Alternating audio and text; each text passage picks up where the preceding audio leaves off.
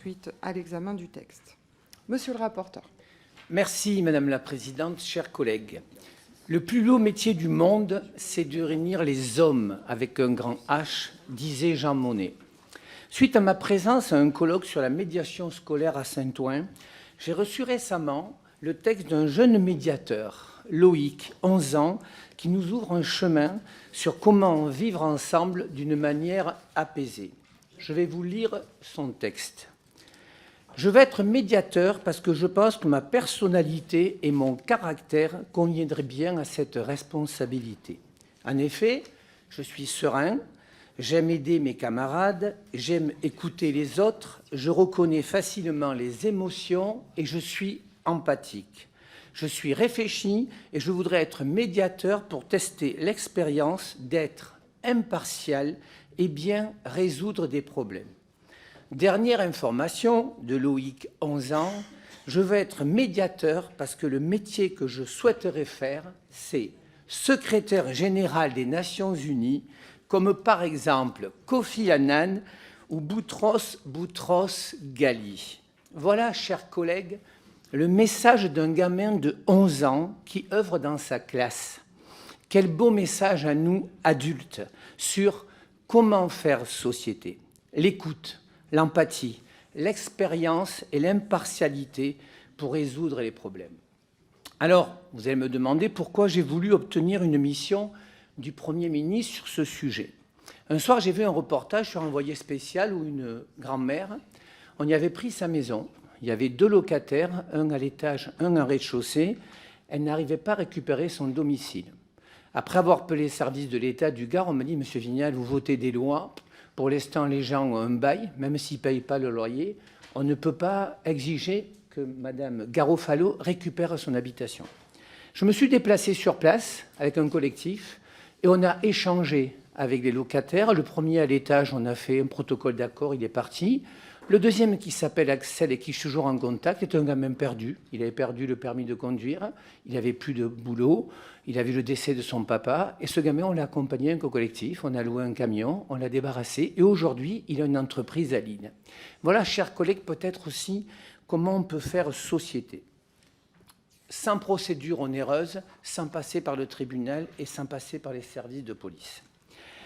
Devant cette médiatisation, j'ai reçu beaucoup de mails et j'ai un souvenir, mais vous devez vous en rappeler aussi, Monsieur Roland, un papy de Toulouse pareil, qui voulait rejoindre sa femme qui était un EHPAD à Balma et qui ne pouvait pas vendre sa maison parce qu'il y avait des jeunes squatteurs. Et là, j'ai trouvé intéressant parce que par télégramme, on a pu résoudre le problème avec ces jeunes qui avaient investi sa maison et qui, en quelques jours, ont compris que il valait mieux peut-être qu'ils investissent d'autres lieux. Et donc, Roland, notre papy, a pu vendre sa maison et aujourd'hui, il est dans l'EHPAD avec sa femme. Et je me suis rendu compte, en fait, qu'il manquait un maillon dans notre société. J'ai pris rendez-vous donc avec le Premier ministre, mais en face de moi, je n'avais pas le Premier ministre, j'avais le maire de Prades, Jean Castex, qui m'a dit « Mais Patrick, ça fait très longtemps que moi j'ai un service de médiation pour les réunions publiques, les problèmes de voisinage, la relation que je peux avoir avec les citoyens. » Ma première idée, je vous avoue, c'était de mettre en place des négociateurs de proximité. J'ai un de mes élèves au judo qui est négociateur au RAID. Je me suis dit, on va faire de la négociation. Et quand j'ai démarré ma mission, j'ai eu France Médiation, ceux qui ont mis en place depuis 20 ans la médiation, qui m'ont dit, Monsieur Vignal, la négociation, ce n'est pas la médiation. Et donc, nous avons décidé ensemble de faire un tour de France. Saint-Denis, Strasbourg, Orléans, Rennes, Dijon, Lyon, Saint-Étienne, Angoulême, Bordeaux, Miramas, Marseille, Vitrolles, Lunel et Montpellier. On a auditionné plus de 200 personnes, à la fois les acteurs de la médiation, les directions des gendarmeries, police municipale, police nationale, les bailleurs sociaux, les sociétés de transport, France Urbaine, le Forum français pour la sécurité, les départements de France et l'Association des maires de France, ainsi que les partenaires comme la Poste, qui investissent pas moins, Madame la Présidente, de plus de 10 millions d'euros par an, ainsi que l'EDF. Comme je l'avais fait pour ma proposition de loi sur le changement de nom, qui était partie sur un collectif, je pense que les lois doivent partir du terrain et voter à Paris. Et bien, cette loi, je me suis dit, je vais aller plus loin dans la démarche, et nous avons envoyé un questionnaire aux maires de France Je vous donne le résultat. En principe, un questionnaire, c'est entre 10 et 15% de retour. 60% des maires m'ont répondu. Certains qui avaient un service, certains qui voulaient le mettre en place, certains qui me disaient « mais on ne comprend pas le travailleur social, l'assistant social, la prévention spécialisée. En fait, qui fait quoi ?» Et donc, pourquoi aujourd'hui on devrait voter cette reconnaissance des métiers? Parce que ces médiatrices et médiateurs, 12 000 en France, ils sont en première ligne pour gérer les conflits de voisinage, de permis de construire, de jeunes qui rouillent au bas des immeubles. D'où cette volonté farouche qu'on développe encore plus la médiation.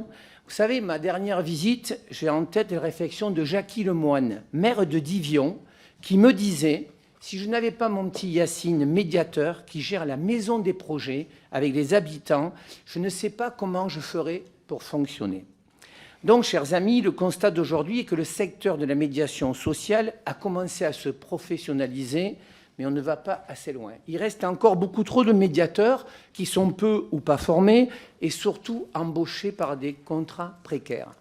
Dans ma mission, certains jeunes n'avaient aucune compétence, avaient qu'une envie, c'est de bien faire, payés au SMIC, avec chaque fois le monde associatif qui, chaque année, doit faire des paperasses pour savoir si on va prolonger leur contrat. Et vous verrez, dans l'acte 2, on a des propositions concrètes. Rappelez-vous, le Covid, ils étaient sur le terrain, les émeutes sur le terrain aussi. Et j'ai souvenir d'une médiatrice à Lyon qui, à 1h du matin, était capable d'aller dans les immeubles pour discuter avec les jeunes ou pour amener des femmes victimes de violences intrafamiliales jusqu'au commissariat. Alors ce médiateur, c'est à la fois un repère, un référent physique, dans une période où le virtuel prend souvent le pas sur l'humain, sa posture bienveillante et sa capacité d'écoute le passent en position de premier recours. Remettre de l'humain dans nos territoires, voilà ce qu'il est question à travers cette proposition, chers collègues. Pour ne pas être trop long, je vais vous résumer le contenu de cette proposition de loi. L'article 1 crée un statut de médiateur social avec des garanties qui entourent l'exercice de l'activité. Cet article pose également les premiers jalons d'une mise en œuvre coordonnée d'interventions de médiation à la fois par l'État, les collectivités et les opérateurs de médiation sociale. Il consacre enfin l'existence de référentiels de compétences, de formation et de bonnes pratiques. L'article 2 ajoute la médiation sociale à la liste des actions sociales que le département peut ou pourrait mettre en œuvre dans les quartiers populaires de la politique de la ville. Je tiens à souligner que cet article n'ajoute aucune compétence obligatoire pour les départements, mais leur offre une option supplémentaire en matière d'intervention. Enfin, l'article 3 recentre les missions des adultes relais sur la seule médiation sociale pour faire de ce dispositif d'insertion professionnelle un vrai tremplin.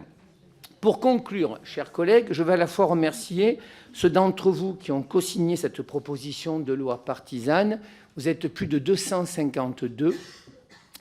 Au total, nous sommes donc 250 députés qui permettraient d'envoyer un signal fort aux 12 000 médiateurs présents en France. Je veux remercier également pour vos amendements, dont certains vont dans le sens des propositions que nous émettrons dans le rapport et pour lesquels on donnera un avis favorable.